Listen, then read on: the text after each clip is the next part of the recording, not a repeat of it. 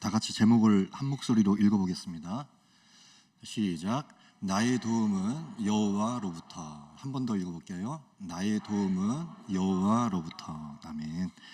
오늘 시편 기자가 성전에 올라가면서 산을 바라보는데 그 산은 시온산이라고 불리는 산입니다.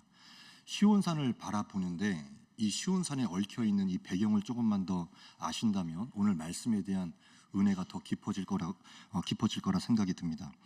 시온산은 이스라엘 백성들이 옛적부터 굉장히 신성시하고 또 그곳에서 법궤가 있었고 또 하나님의 임재가 있었고 예배가 있는 이스라엘 백성들이 굉장히 귀하게 여기는 산이 바로 시온산이었습니다.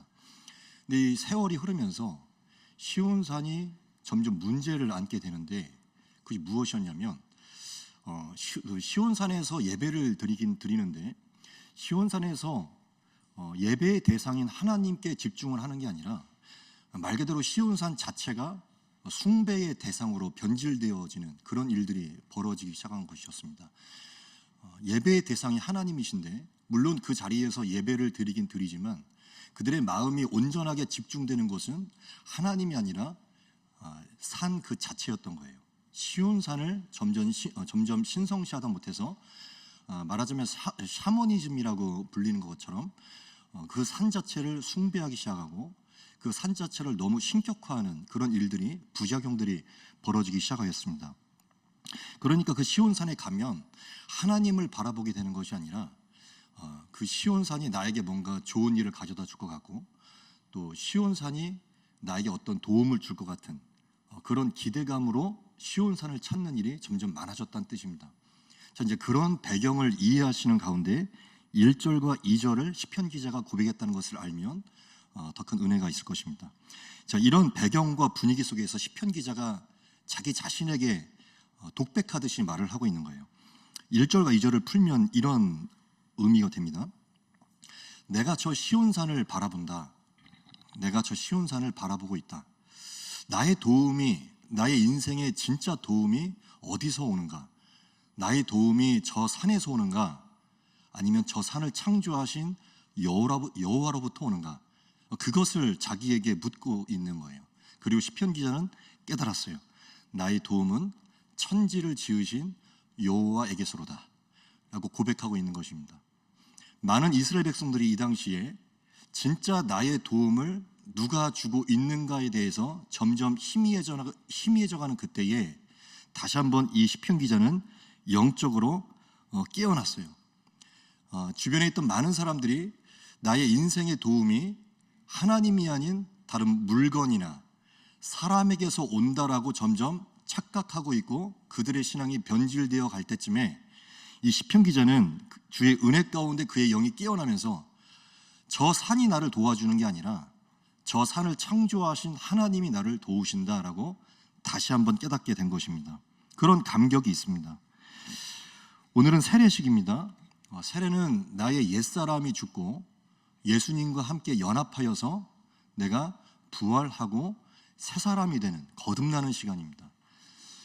새 사람이 된다는 것은 어떤 관념적인 영적인 변화만을 의미하는 것이 아니라 정말로 나의 생각 자체가 그 생각의 틀, 사고의 체계가 바뀌는 것을 의미하기도 해요. 생각이 바뀌어요. 예수를 믿기 전에 나는 하나님이 창조하신 피조물을 섬기기도 했고 숭배하기도 하였어요. 그것을 아주 당연하게 여겼었죠. 하나님을 전혀 몰랐어요. 예수를 믿기 전에 나는, 세례를 받기 전에 나는 하나님을 몰랐던 사람이에요. 대신에 하나님이 창조하신 피조물들을 믿고 섬기는 사람이었습니다.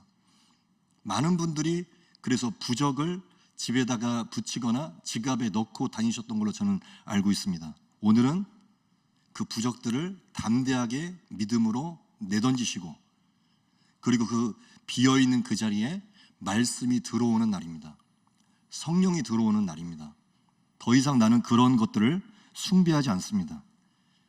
나도 모르는 사이에 하나님이 창조하신 그 피조물들, 물건과 사람의 기대를 걸고 소망을 걸었다면 오늘 이 시간을 기점으로 해서 나는 더 이상 하나님이 창조하신 피조물을 기대한다거나 바라보는 것이 아니라 오직 그 피조물들을 창조하신 창조주이신 하나님을 바라보겠다고 새롭게 결단하는 날, 바로 그날이 오늘 세례식입니다. 정말로 예수를 우리가 정말로 믿는다면 내가 지금까지 기대하고 기대를 걸었고 바라보고 있던 그 모든 것들은 하나님이 창조하신 피조물에 불과하다는 것을 다시 한번 깨달으시게 될 것입니다. 나의 인생에서요, 정말로 변수들이 정말로 많이 있습니다. 내가 기대를 걸었던 것, 내가 소망을 걸었던 것, 그래서 그 기대와 소망을 기반으로 해서 내가 철저히 아무리 완벽하게 계획을 세워놓는다 할지라도 그 계획을 무너뜨릴 만한 변수들은 얼마든지 많이 있습니다. 인생에는 날씨가 변수가 될 수도 있고 건강이 변수가 될 수도 있습니다. 생각지도 못하게 나에게 질병이 찾아올 수도 있고 고난이 찾아올 수도 있어요. 생각지 못했던 일들이 찾아오게 됩니다.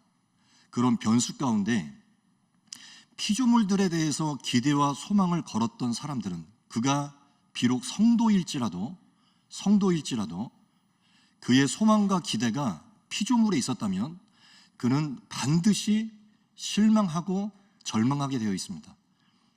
그런데 그 피조물에 나의 궁극적인 소망과 기대를 걸지 않고 항상 내가 그 피조물을 창조하신 하나님을 바라보는 자리에 서 있기를 힘썼던 성도라면 그도 인간이기 때문에 잠시 잠깐 그 고난으로 인하여서 넘어질 때도 있지만 그러나 아주 엎드러지지 아니함은 하나님께 그가 소망을 걸었었기 때문입니다. 하나님께 소망을 걸었던 자는 아주 엎드러지지 않습니다. 바로 그러한 믿음을 가지기를 결단하는 자리가 바로 오늘 세례식입니다. 이제부터 그 모든 피조물들은 나의 것이 아님을 인정하시는 자리입니다. 모든 시간과 물질과 사람은 나의 것이 아님을 고백하시는 자리입니다. 그 모든 것들은 하나님의 것입니다. 그래서 그분이 그분의 뜻에 맞게 주실 수도 있고 거두어 가실 수도 있다는 것, 주실 수도 있고 거두어 가실 수 있음을 인정하는 자리가 바로 오늘 이 자리이기도 합니다. 결코 사람과 물건이 나의 인생을 주도한다거나 그것들이 나에게 도움을 주는 것이 아니라 그것들을, 그 모든 것을 주관하시는 하나님께서 나의 인생을 도와주실 것이다라고 다시 한번 깨달으시고 고백하시는 이 자리입니다. 그 주인 되신 하나님께서 나를 위하여 내가 간구하고 기도할 때에 나의 인생을 위하여 시간도 움직여 주실 것이고 사람도 움직여 주실 것이고 물건도 움직여 주실 것임을 다시 한번 믿으시는 자리가 바로 세례식입니다. 이러한 관점으로 완전히 새롭게 되는 거예요. 물론 이런 관점이야 오랫동안 교회 다니셨고 예수님을 믿으신 분들에게는 아주 익숙한 관점이겠지만 생각을 해보세요. 전혀 하나님을 모르고 살았던 사람들은 이 관점이 굉장히 어색하기도 하고 새로운 관점인 거예요. 아니, 모든 것의 주관자가 하나님이시라고? 이 모든 것들의 주인이 내가 아니었다고? 시간의 주인이 내가 아니었고 저 물건의 주인이 내가 아니었다고? 원래는 이 모든 것들의 주인이 나인 줄 알았거든요.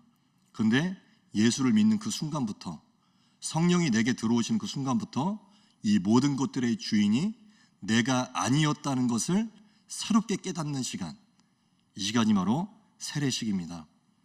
오늘 이 세례식을 통해서 그런 완전히 새로운 관점과 시각과 생각으로 바뀌어지는 은혜가 있길 주의 이름으로 축복합니다. 어른들뿐만이 아니에요. 오늘 아기들도 세례를 받습니다. 아기들도 세례를 받는 이날 부모님들의 신앙 고백이 굉장히 중요하다고 생각이 됩니다. 부모님들의 신앙 고백이 자녀들에게 이어지게 되어 있거든요. 굉장히 그래서 부모님들의 신앙 고백이 중요합니다. 세례를 받고 거듭나서 새롭게 출발하는, 영적으로 새롭게 출발하는 오늘 나의 자녀들에게, 그리고 이 자리에 계신 모든 성도님들도 동일합니다. 모든 성도님들의 자녀들에게 어떤 신앙적인 교훈과 신앙적인 그런 축복을 어떻게 해주실 것입니까? 오늘 말씀이 원래대로라면 저의 계획은 1절과 2절까지만 설교하는 것이었어요.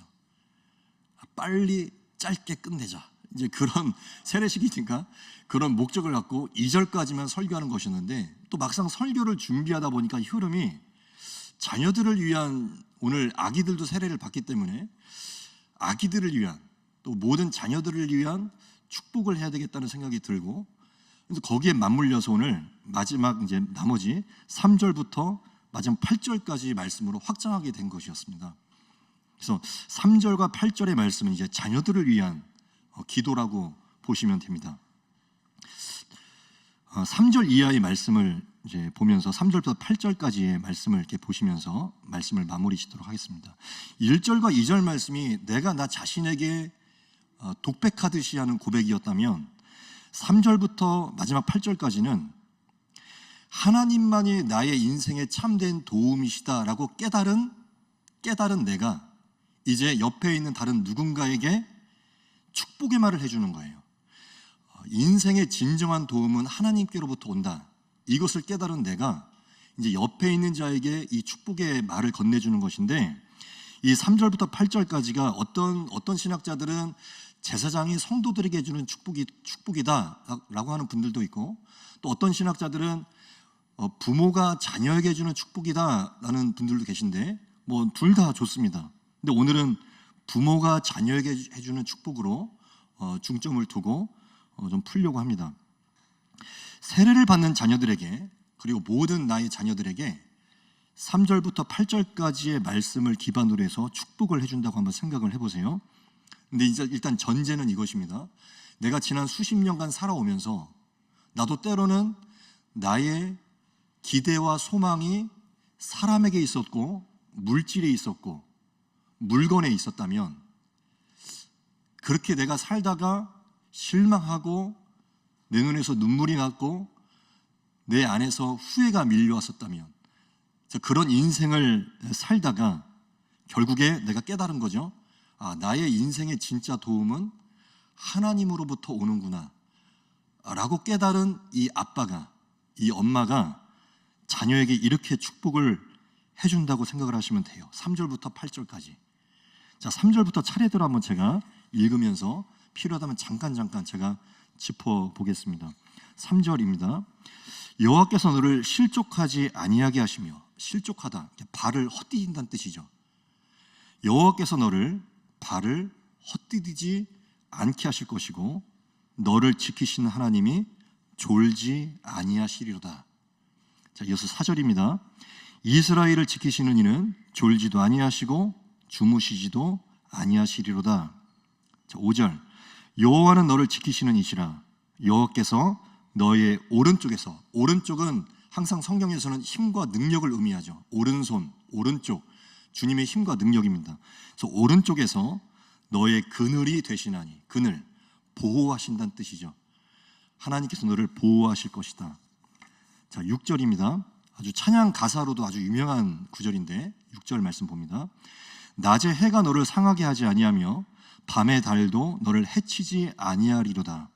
낮의 해, 밤의 달. 아주 매우 시적인 표현인데, 낮의 해, 밤의 달. 사막지대이기 때문에 낮에는 강렬한 해가 뜨고 또 밤에는 달이 뜨는데, 낮에는 매우 덥고 밤에는 춥습니다. 일교차가 굉장히 커요. 그래서 낮에는 덥고 밤에는 추운데, 그런 낮의 뜨거움과 밤의 추위가 너를 해치지 못하게 하실 것이다. 낮의 뜨거움과 밤의 추위가 너를 해치지 못하게 하실 것이다. 자, 7절. 여호와께서 너를 지켜 모든 환난을 면하게 하시며, 모든 환난을 면하게 하신다. 환난이 아예 없게 하실 것이다, 그 뜻이 아닙니다. 더 정확한 의미는 환난이 찾아올 것이지만 그 환난으로부터 너를 보호해 주실 것이고 지켜 주실 것이라는 의미가 더 정확합니다. 요한복음 16장에서 예수님이 분명히 말씀하셨어요. 세상에서는 너희가 환난을 당하나. 그러니까 세상은 환난이 있어요. 환난이 없을 수가 없습니다. 세상에서는 환난을 당하나 담대하라. 내가 세상을 이기었노라 라고 말씀하셨죠. 환난을 당하나 담대하라 라고 하셨던 것처럼 모든 환난을 면케 하시며 보호하실 것이고 또 너희 영혼을 지켜주실 것이다. 마지막 8절. 여호와께서 너의 출입, 나갔다가 들어오는 것, 아침에 일하러 나갔다가 저녁에 집으로 돌아오는 것, 그런 의미로 생각하시면 되겠습니다. 그 출입을 지금부터 영원토록 너를 지켜주실 것이다. 참 좋은 축복 기도문이죠. 제가 초반에 말씀드렸던 것처럼 이제 믿음의 담대함으로 부적을 거두어내시고 그 부적의 빈자리에 오늘 이 말씀이 채워지게 하시기 바랍니다. 말씀이 채워져야 됩니다. 그런 모든 비진리인 것들, 비본질적인 것들, 믿음의 길이 아닌 것들, 그 모든 미신적인 것들을 이제 믿음으로 다 버려버리시고 오늘 세례를 기점으로 해서 그 빈자리에 이제 말씀을 채워 넣으시길 바랍니다. 그래서 영원토록 너를 지켜주실 것이다. 하나님께서 너의 인생을 영원토록 지켜주실 것이다. 이 축복의 기도가 모든 자녀들에게 임하기를 원합니다. 우리 인생의 모든 것들이 하나님의 손에 들어와 있습니다. 나의 모든 것이 하나님의 것임을 오늘 다시 한번 이 시간을 통해서 고백을 하시고 나의 인생의 진짜 도움이 하나님으로부터 온다는 것을 알고 오늘 그 믿음의 결단, 이 믿음이 나와 나의 자녀들에게 전수되는 역사와 축복이 있으시기를 주님의 이름으로 축복합니다.